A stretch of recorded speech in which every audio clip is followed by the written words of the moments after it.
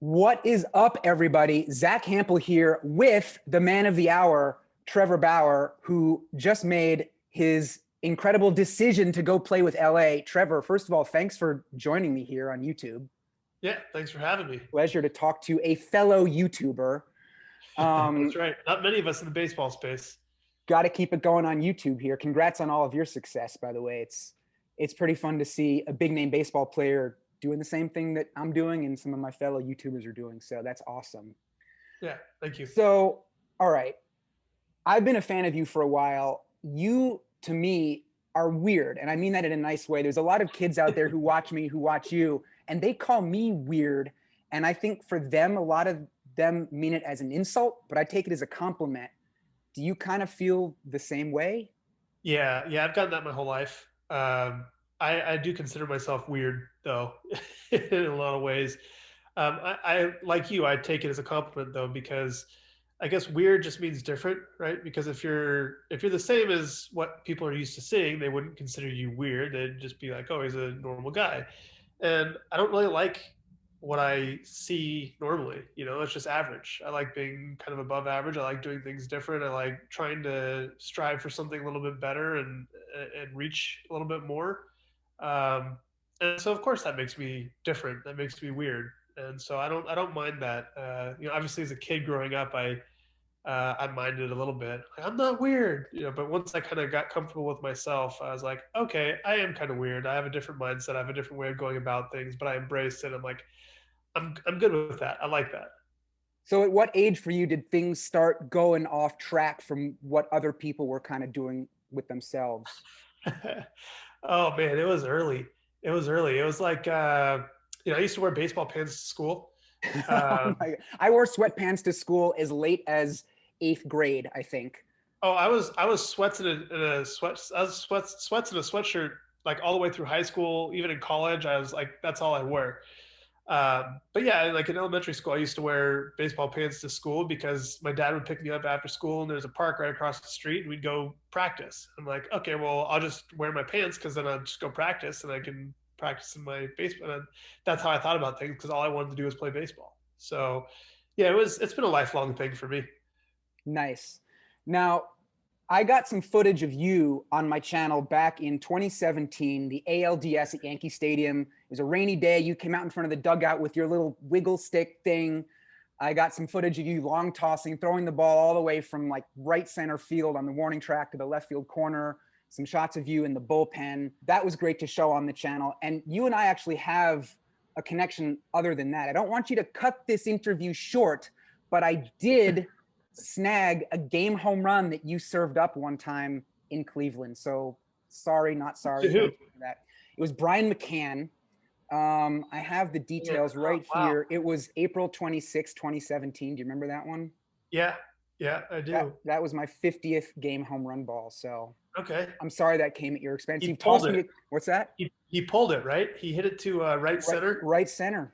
And it barely got out if I remember it. Like hit on the top in progressive field there, kind of hit on like the cement and bounced up. I think it reached the front row and hit off some people's hands because it sort of blooped back into the walkway. So I'm sorry that Gotcha. happened at your expense, but you've also I've tossed given me a up a couple of lot. baseballs over the years.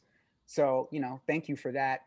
Yep. This decision that you made to play for the Dodgers, did this really just come right down to the last second, or at what point did you have some idea?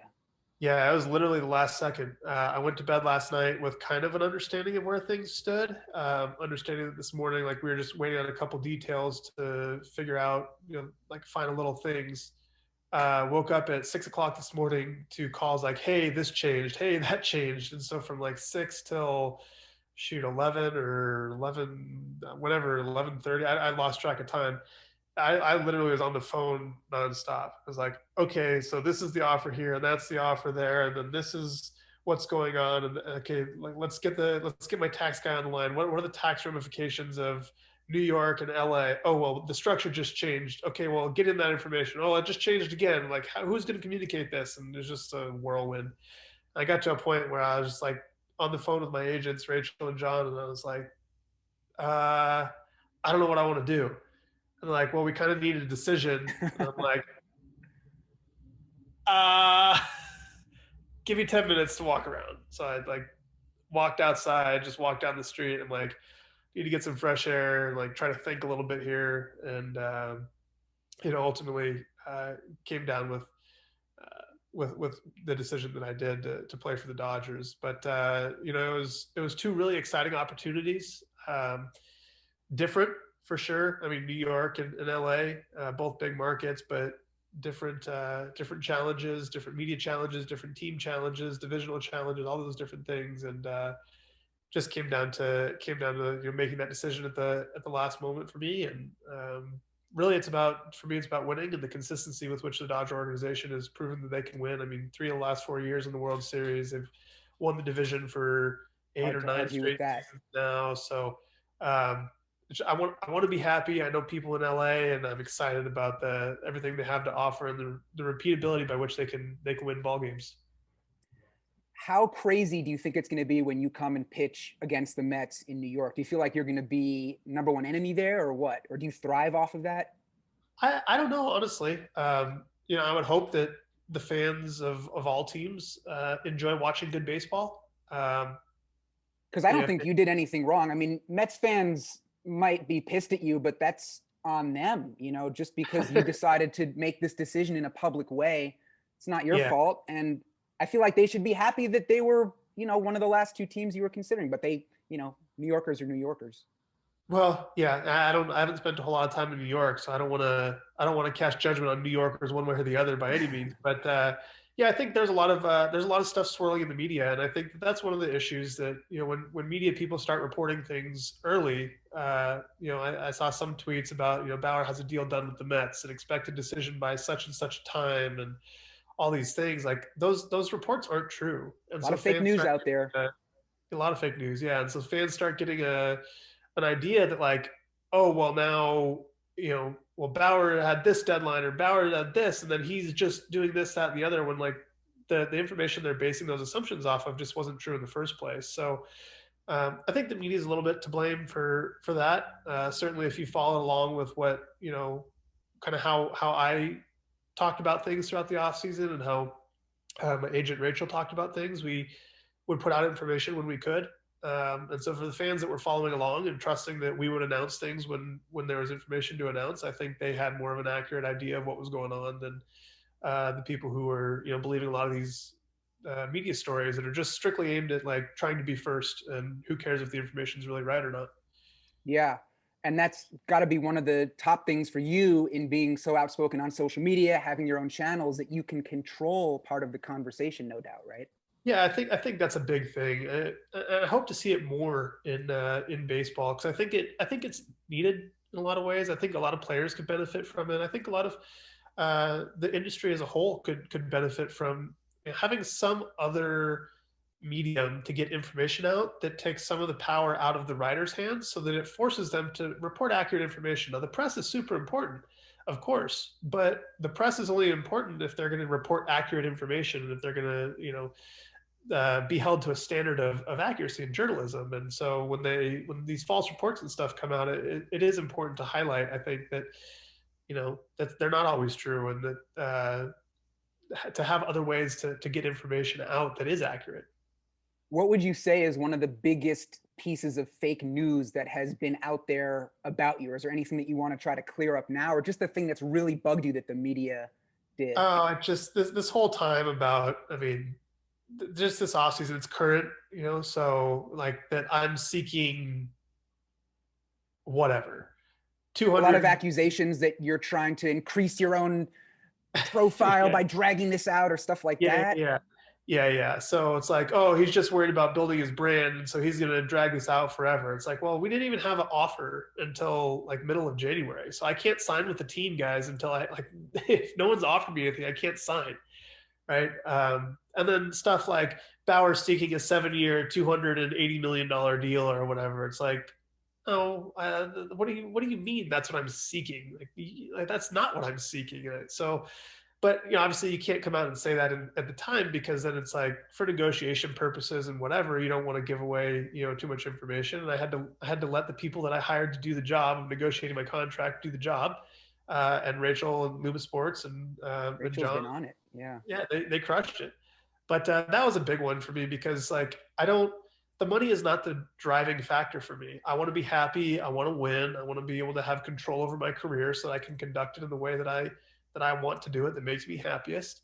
And saying that I'm just out there for the money, like, oh, he doesn't care about the fans. He just wants the biggest paycheck and all this. And so these reports come out. And so that's the narrative for 2 or 3 months. And then the narratives that I'm drawing this thing out. And it's like, I felt handcuffed because I couldn't, because of the state of the negotiations, I couldn't come out and correct it. But yeah, that's the biggest kind of bee in my bonnet recently.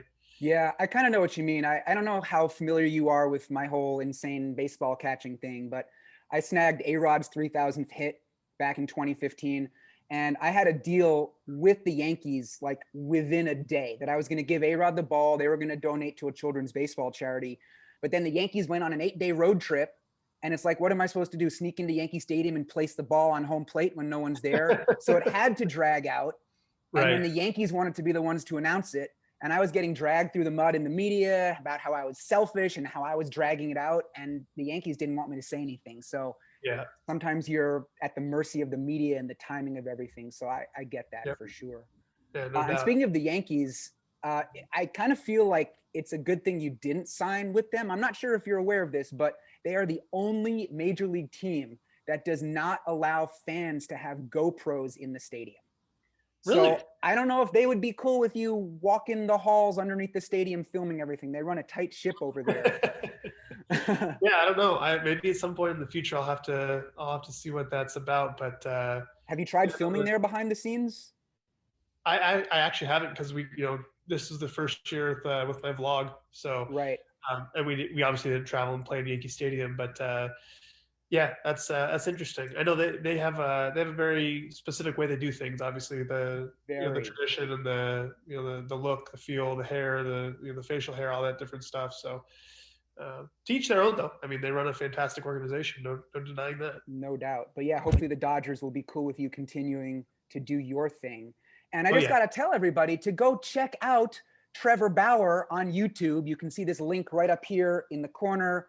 Throw him a sub. He does all kinds of cool stuff. Is there anything that you want to tell people that they should know about your channel, or where else to find you on social media? Yeah, no, it's at Bauer Outage on all social medias. It's Trevor Bauer on YouTube. You can also check out at watch_momentum on all socials, or watch momentum on YouTube. That's my media company. We're dedicated to connecting fans and players on a human level, telling great baseball stories and promoting the game of baseball. So I got my vlog over on Momentum's channel, and I got a bunch of really cool content coming out planned for this coming year on my personal channel. It's all trying to make the game more interesting and more accessible for the fans and create that inspiration in the next generation of players. So, dude, you are doing it. And I know that you're a polarizing figure, of course, but I mean, that just shows that people are paying attention. As Reggie Jackson said, fans don't boo nobodies.